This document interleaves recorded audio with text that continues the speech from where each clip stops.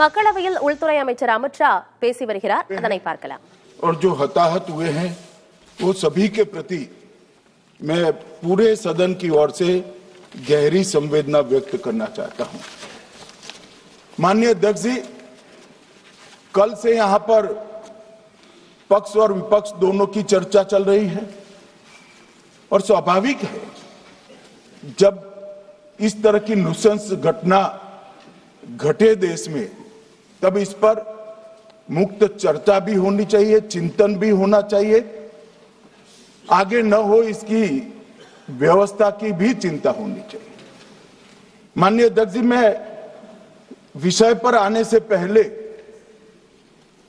आपके माध्यम से सदन को और सदन के माध्यम से पूरे देश को ऑपरेशन महादेव जो कल एक हुआ है इसकी जानकारी देना चाहता हूं। माननीय अध्यक्ष जी, कल ऑपरेशन महादेव में सुलेमान उर्फे फैजल जट, अफगान और जिब्रान 3 आतंकवादी सेना, सीआरपीएफ और जम्मू कश्मीर पुलिस के संयुक्त अभियान में ऑपरेशन महादेव में मारे गए। और माननीय अध्यक्ष जी, ये जो सुलेमान है ए श्रेणी का लश्कर ए तोयबा का कमांडर था। पहलगाम हमले में और गगनगिर आतंकी हमले में वो लिप्त था। इसके ढेर सारे सबूत हमारी एजेंसियों के पास है। अफगान ए श्रेणी का लश्कर ए तैयबा का आतंकवादी था और जिब्रान भी ए ग्रेड आतंकवादी था। और माननीय अध्यक्ष जी, मैं सदन को और सदन के माध्यम से पूरे देश को बताना चाहता हूं, जिन्होंने बैसरन घाटी में हमारे प्रवासियों को, नागरिकों को मारा था, ये तीनों आतंकवादी ये थे और तीनों मारे गए।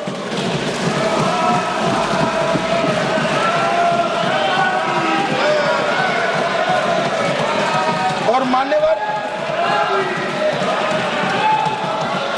मैं आज इस सदन के माध्यम से सेना के पैरा 4, सीआरपीएफ के सारे जवान जो अभियान में शामिल थे और जम्मू कश्मीर पुलिस के जो जवान थे, वो सभी को सदन और पूरे देश की ओर से बहुत बहुत साधुवाद देना चाहता हूं। माननीय अध्यक्ष जी, मैं इस ऑपरेशन महादेव के बारे में थोड़ा डिटेल में बताना चाहूंगा। ऑपरेशन महादेव की शुरुआत 22 मई 2025 को, एक प्रकार से तो जिस दिन हत्या हुई थी उसी दिन रात को 22 मई 2025 को हुई। जिस दिन हत्या हुई थी उसी दिन रात को एक सुरक्षा मीटिंग की गई थी जम्मू कश्मीर में। ये पूछ रहे थे, कोई गए नहीं, सिर्फ राहुल गांधी गए। अब आपकी आंख कौन से चश्मे से देख रही है मुझे मालूम नहीं। माननीय अध्यक्ष जी, 1 बजे हमला हुआ, मैं 5:30 बजे श्रीनगर में उतर चुका था। माननीय अध्यक्ष जी, अरे सुनो मैं बताता हूँ ना 22 में, सुनो ना प्लीज, धैर्य रखकर सुनो, हमने आपको नहीं टोका है, सुनना पड़ेगा भाई, ऐसे नहीं चलेगा। माननीय अध्यक्ष जी, नहीं, पर बैठे बैठे मत बोलिए आप भी। माननीय अध्यक्ष जी, 23 अप्रैल को टिप्पणी मत करिए। एक सुरक्षा मीटिंग की गई। सभी सुरक्षा बल, सेना, CRPF, BSF, Jammu Kashmir police, और सबसे पहले उसमें निर्णय किया गया कि जो नृशंस हत्यारे हैं वो देश छोड़कर पाकिस्तान भाग न पाए, इसकी हमने पुख्ता व्यवस्था की और भागने नहीं दी। 22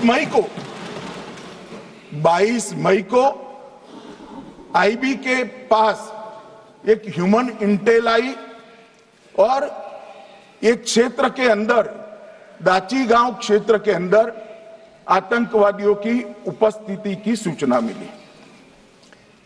आईबी और सेना द्वारा दाचीगांव क्षेत्र में अल्ट्रा सिग्नल कैप्चर करने के लिए जो इंस्ट्रूमेंट हमारी एजेंसियों ने बनाए हैं, इसके द्वारा इस सूचना को पुख्ता करने के लिए मई से 22 जुलाई तक लगातार प्रयास किए गए।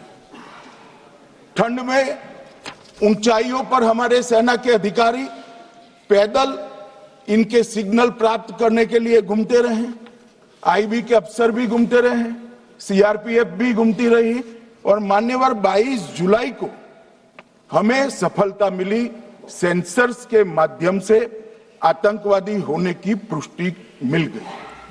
तब 4 पैरा जो हमारी सेना का एक हिस्सा है, उसकी नेतृत्व में 4 पैरा के जवान, सीआरपीएफ के जवान और जम्मू कश्मीर पुलिस के जवान मान्यवर एक साथ ये आतंकवादियों को घेरने का काम किया। सेना, सीआरपीएफ, जम्मू कश्मीर पुलिस की मीटिंग भी की गई।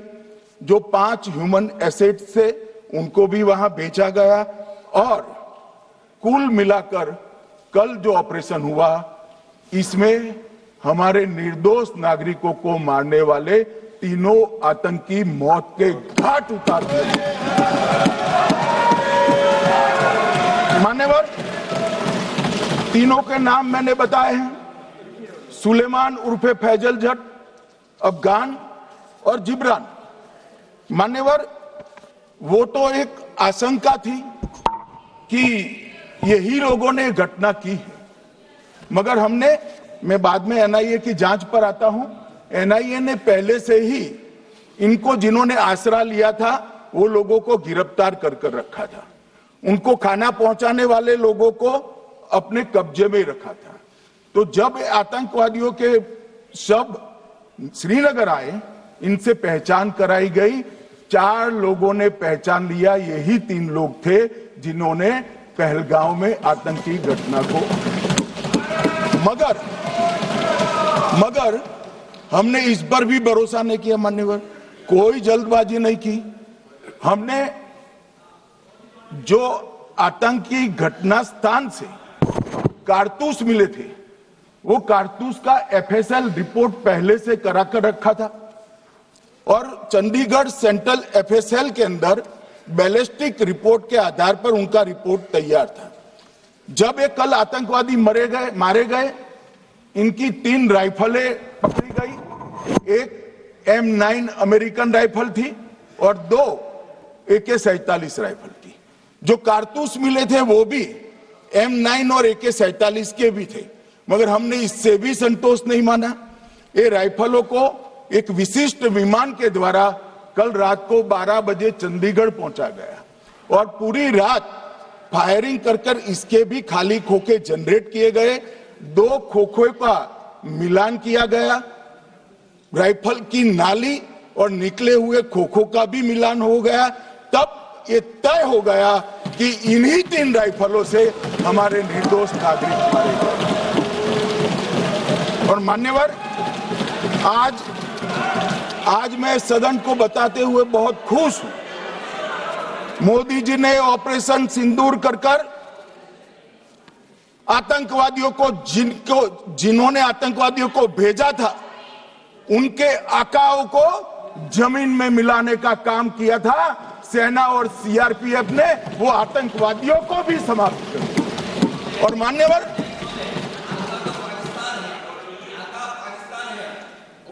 कौन पाकिस्तान से आपकी बात होती है क्या? अरे बैठ जाओ भाई।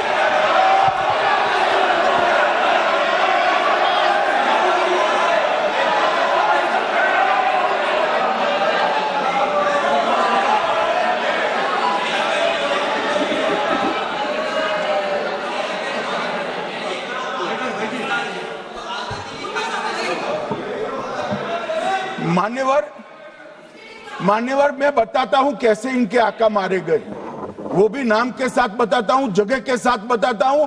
घंटे, मिनट और सेकंड के साथ बताता हूं।